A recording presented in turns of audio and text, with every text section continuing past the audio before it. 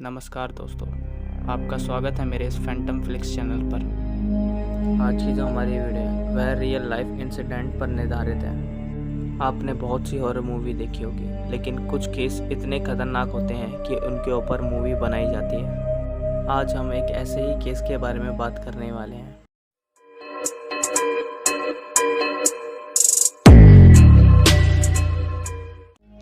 जून 2005 Germany में रहने वाली एक 23 साल की लड़की की रियल लाइफ के ऊपर एक हॉरर मूवी बनाई गई है जिसका नाम द एक्सोर्सियम ऑफ एमिली रोज था।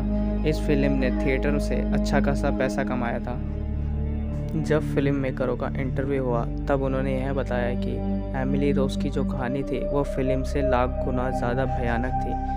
और उन्होंने यह भी बताया जब यह फिल्म वह बना रहे थे तब उनको हर तरह की समस्या आने लग गई, जैसे उनका कैमरा ख़राब हो जाता था, कभी लाइटिंग बंद हो जाती, बहुत सी पैरानॉर्मल एक्टिविटी होने लग गई। लेकिन इसके बाद भी उन्होंने अपनी पूरी मूवी कंप्लीट करी। एमिली रोज का रियल नाम एनालिस था और इसका जन्म 1952 में किसी कैथलिक परिवार में हुआ था। एनालिसिस की बहन की मृत्यु 8 साल की उम्र में ही हो गई थी। एनालिसिस की बहन के मर जाने के बाद उसके परिवार वालों ने एनालिसिस पर अधिक दबाव डालना चालू कर दिया। उसे बार बार पवित्र जीवन बिताने की सलाह दी जाती थी और उसकी माँ उस पर कड़ी नज़र भी रखती थी।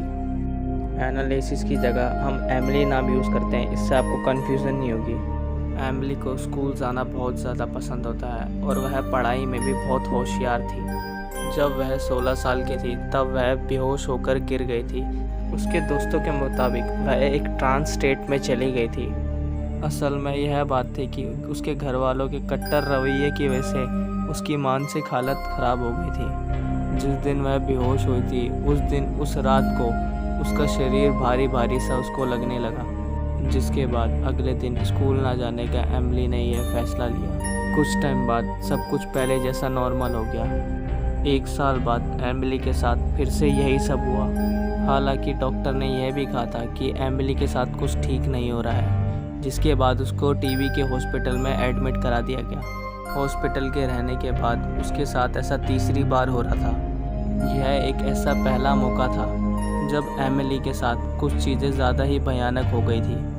एमिली का यह कहना था कि उसके रंग दिखाई दे रहे हैं और उसको अलग अलग तरह की आवाज़ सुनाई दे रही है और वो बहुत खुश थी। और उसके बाद उसकी मिर्गी का इलाज कराया गया और उसको हॉस्पिटल से डिस्चार्ज कर दिया गया। मेंटल हेल्थ ठीक ना होने के बावजूद भी उसने स्कूल पार किया और कॉलेज में आ गई। एमिली का सपना था कि वह टीचर बने, लेकिन उसकी मेंटल हेल्थ बिगड़ती ही जा रही थी। 1973 में जब वह चर्च में थी तब उसको हेलिकेशन होने लगी, जिससे उसे यह पता चलता है कि उसके अंदर शैतान आ चुका है। एमिली की हालत दिन प्रतिदिन खराब होते जा रही थी। डॉक्टर भी उसकी कोई मदद नहीं कर पा रहे थे। आखिर में थक हार कर उन्हें पादरियों के पास ही जाना पड़ा, लेकिन उसकी हालत बद से बदतर होती जा रही थी। ऐसा कहा जाता है कि एमिली की हालत इतनी ज़्यादा खराब हो गई थी कि वह फ्लोर से उठकर अपना ही यूरिन पिया करती थी और कई बार उसको कोयला और कीड़े खाते हुए भी देखा गया था। कभी कभी वह अपने कपड़े भी फाड़ दिया करती थी। उसकी ऐसी हालत देखने के बाद चर्च ने एक्सोर्सियम करने का फैसला लिया। चर्च ने 2 पादरियों को उसका जिम्मा सौंपा, जिसके बाद वह एमिली पर एक्सोर्सियम करना स्टार्ट कर देते हैं। पादरियों का यह कहना था कि उसने अपनी सभी दवाइयाँ लेना बंद कर दिया था। अगले 10 महीने तक उस पर एक्सोर्सियम करते रहे। 10 महीनों में कम से कम उस पर 67 बार एक्सोर्सियम किया गया, जो कि 1 घंटे के होते थे। इस दौरान पादरियों ने यह पाया कि एमिली के अंदर 6 डीमन है, जो कि एक से बढ़कर एक है। एक्सोर्सियम के समय उसने खाना पीना बिल्कुल छोड़ दिया था, जिसकी वजह से वह बहुत कमज़ोर हो गई थी। इस हालत में भी उसको चैन से बांध कर रखा जाता था, क्योंकि एमिली के शरीर के अंदर जो डीमन था उसको पता था कि पादरी उसको निकालने की कोशिश कर रहा है। जिसके बाद 1976 में उसकी कमज़ोरी के मारे मृत्यु हो गई।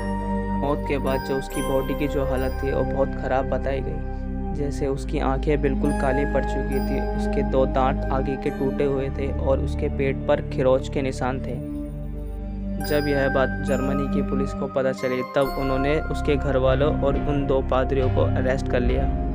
ऐसे ही और वीडियो देखने के लिए बने रहिए हमारे इस चैनल पर। अगर आपको ये वीडियो पसंद आई हो तो लाइक शेयर ज़रूर करें। धन्यवाद।